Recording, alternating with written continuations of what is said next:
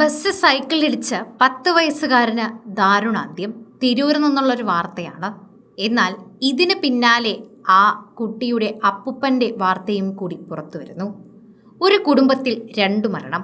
അതൊരിക്കലും സഹിക്കാനാകാത്തൊരു കാര്യം തന്നെയാണ്.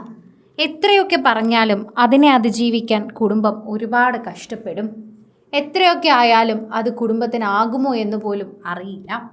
പ്രേക്ഷകരെല്ലാവരും ഈ ഒരു വാർത്തയെപ്പറ്റിയാണ് പറയുന്നത്. സൈക്കിൾ അപകടത്തിൽ തൻ്റെ പേരിക്കുട്ടി മരിച്ചു.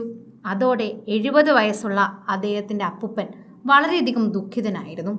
പൊട്ടിക്കരയുകയായിരുന്നു. എങ്ങനെ സഹിക്കും ഈ വേദന എന്ന് വീണ്ടും വീണ്ടും ചോദിക്കുന്നുണ്ട്. എന്നാൽ അതിന് പിന്നാലെ അറിയുന്നത് അവൻ്റെ വേർപാട് ഏറ്റവും കൂടുതൽ ആഘാതമുണ്ടാക്കിയ ആ അപ്പുപ്പനും ഹൃദയാഘാതം മൂലം അന്തരിച്ചു എന്ന വാർത്തയാണ്. ദുഃഖം താങ്ങാനാകാതെയാണ് ആ കുടുംബം ഇപ്പോൾ കഴിയുന്നത് എന്ന് നമുക്ക് അക്ഷരാർത്ഥത്തിൽ പറയാൻ സാധിക്കും. ആ കുടുംബത്തിന് ഒരിക്കലും ഈ ദുഃഖം അതിക്രമിച്ച് മുന്നോട്ട് വരാനാകില്ല. അവർക്ക് ഇതൊരു തീരാ ദുഃഖം തന്നെയാണ്. എന്തൊക്കെ പറഞ്ഞാലും അവർക്ക് ഈ ദുഃഖം ഒരിക്കലും മറക്കാനാകില്ല എന്നുകൂടി എടുത്തു പറയണം.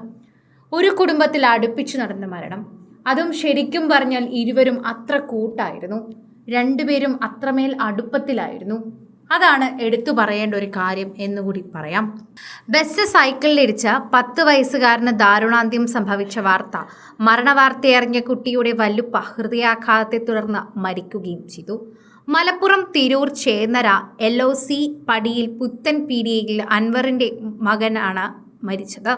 10 വയസ്സുകാരൻ മുഹമ്മദ് റിഹാൻ എന്നാണ് പേര്.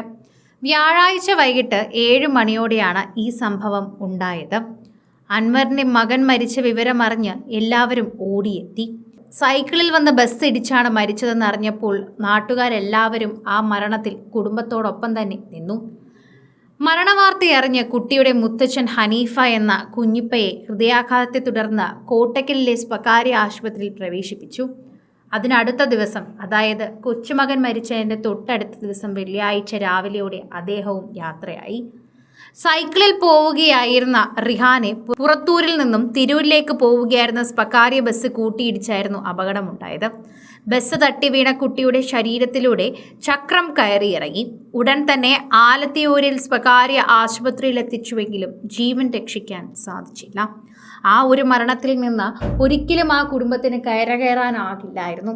അപ്പോഴാണ് അതിന് പിന്നാലെ മറ്റൊരു മരണവാർത്ത കൂടി എത്തുന്നത്. അതും ആ കുടുംബത്തിന് ഒരിക്കലും താങ്ങാനാവാത്ത വേദന തന്നെയാണ്.